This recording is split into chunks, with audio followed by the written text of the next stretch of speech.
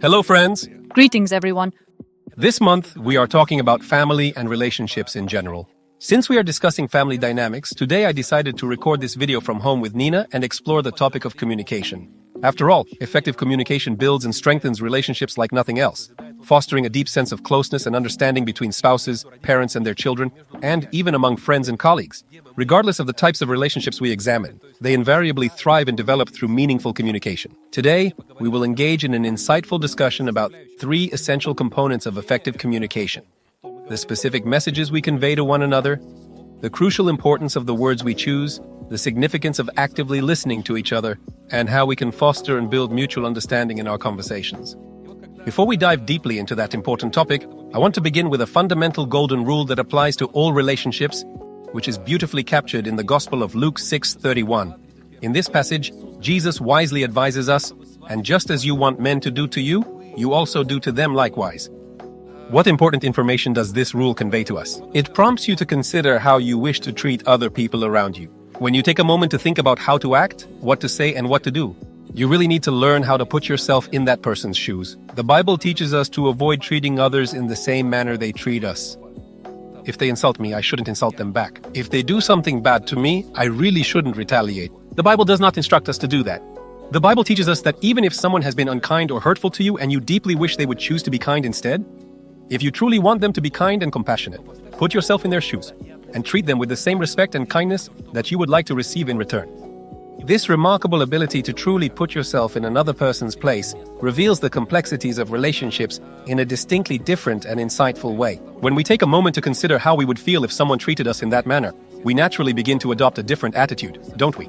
This reflection allows us to cultivate empathy and compassion for others. As we begin to embrace and include more mercy in our lives, we tend to judge others much less harshly.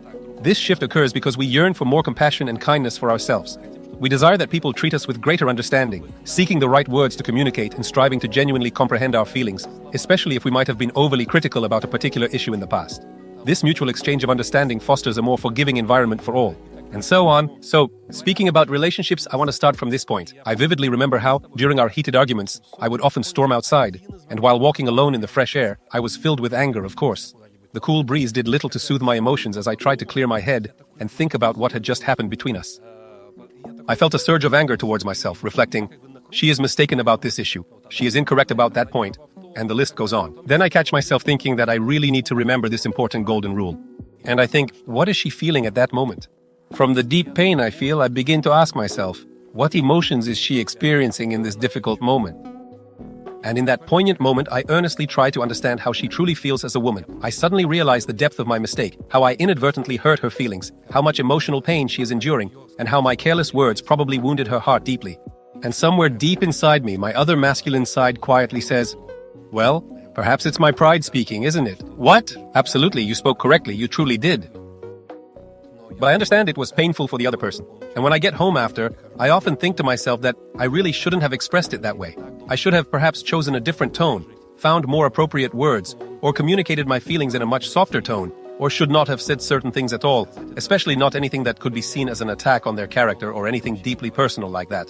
Reflecting on it, I realize there are better ways to communicate. It completely changes the dynamics of interpersonal relationships, so always strive to put yourself in the other person's shoes and understand their perspective. This will bring an abundance of grace, genuine kindness, and deep compassion to the other individual. In what manner should we speak to others respectfully? What words? Absolutely, we should always keep in mind that words carry significant weight and can deeply impact others. For example, words can bring life or death. And the Bible says that life and death are in the power of the tongue, and those who love it will eat its fruits.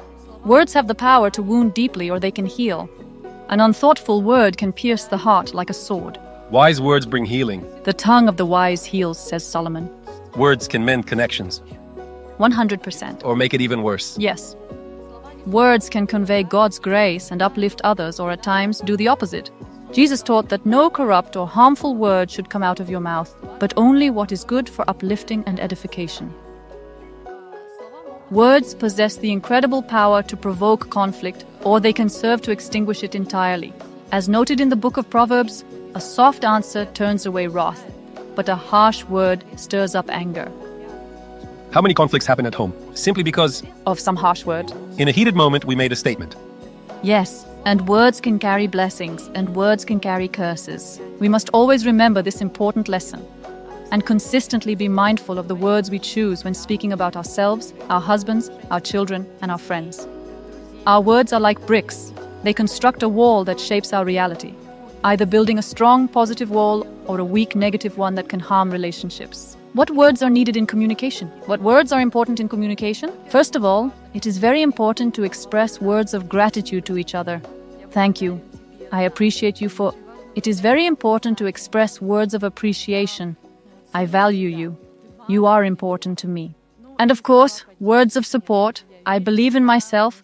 Together we can do it. You will succeed, and so on. Yes, especially for men, these words of faith are important when women say, I believe in you. It's like wings grow behind him. He can do a lot, even more, when he is inspired. And when she believes, I can do so much.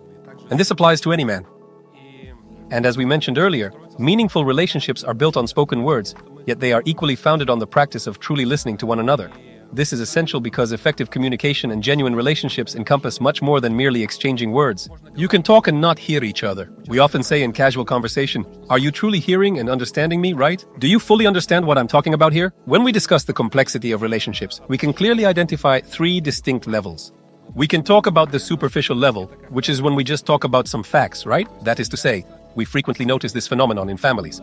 When there is an issue in the relationship, the very first thing that tends to be affected is that communication between members becomes increasingly superficial and lacking in depth. On a daily level? On a daily level, yes. We discuss various daily matters, such as coordinating the exact time for picking up the child from school, and we also share observations about the weather, noting that it's raining outside today, or how cold or hot it feels. That is, we just talk about some facts, and that's it. An even more in-depth level of discussion occurs when we express a specific opinion or viewpoint.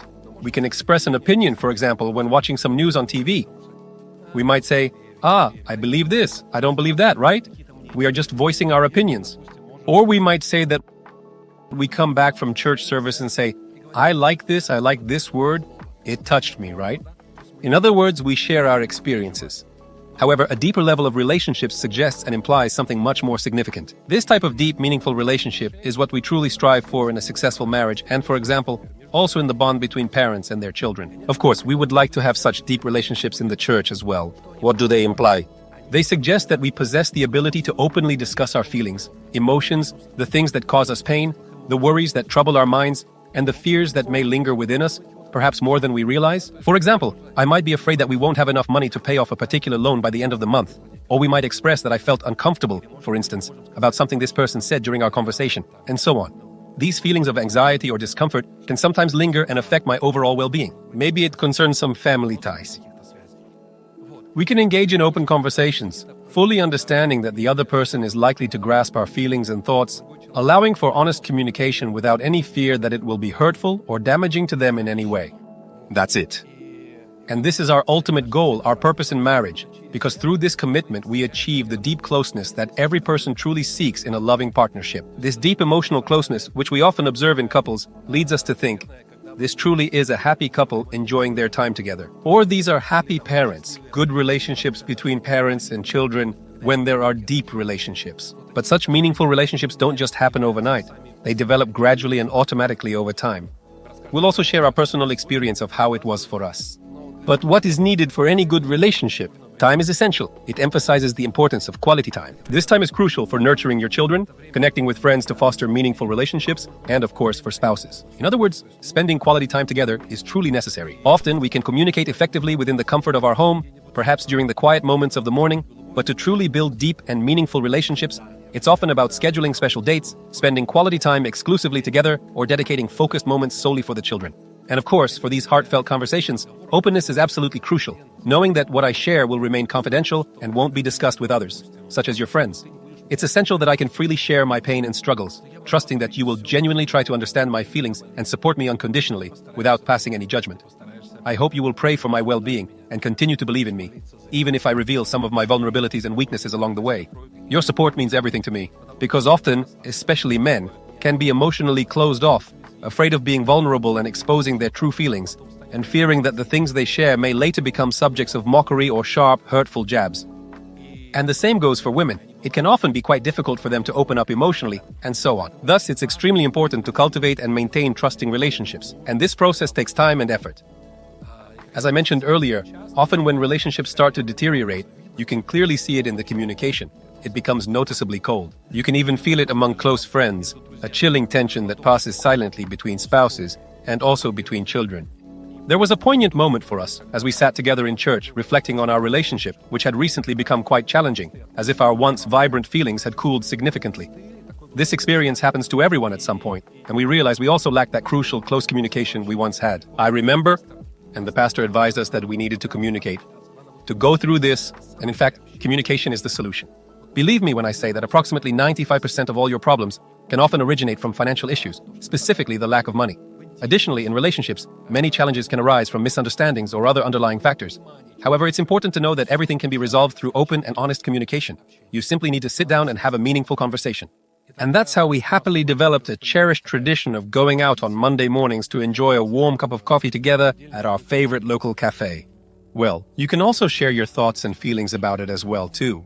Sometimes we talked about meaningful things, other times about trivial matters. And there were moments when it was simply enough to sit together in comfortable silence, gazing into each other's eyes, cherishing that intimate closeness of being just you and me, completely in tune with one another. And sometimes a little money is needed for these things, right? So we continue to do this regularly. And at times we simply need to buy some ice cream and go to the park, for example, where we can enjoy the fresh air and surroundings. While there, we talk openly about what I feel and what she feels. And that honest communication fosters a genuine closeness between us, strengthening our bond even further. Many couples have unfortunately lost this vital connection in today's fast-paced world, and I want to encourage us to revisit this important aspect. I'm here to persuade you that, dear friends, if you've experienced difficulties, consider giving your marriage another chance and rekindling your relationship with renewed hope. Love truly believes in all possibilities, and love inspires hope that we can indeed overcome this challenge together. Maybe you've built a wall of misunderstandings, resentments, or something else between you. But give your relationship another chance. Give it quality time. It's important to agree on effective ways to communicate. Many couples, when we discussed this topic, expressed, "We really don't know what specific things we should talk about together." They met each other and didn't know what to say, discussing the kids, returning to daily life. But maybe you can start from there. Perhaps you'll discuss this matter and communicate openly, but gradually transition to exploring something much deeper. This will foster the essential closeness that every marriage requires and that any meaningful relationship truly needs. The same goes for your children. Perhaps you've primarily discussed studying and related topics with them, but they genuinely desire to form deeper, more meaningful relationships, fostering mutual trust and understanding between you both. Start building those relationships. This process takes considerable time. It necessitates quality moments and mutual trust. It flourishes when you are genuinely open, and when the other party makes an effort to be open as well, fostering a deeper understanding and connection between both sides. And this powerful act heals any relationship, no matter how challenging it may seem today. Communication heals. Amen. We'll discuss this topic in greater detail right now.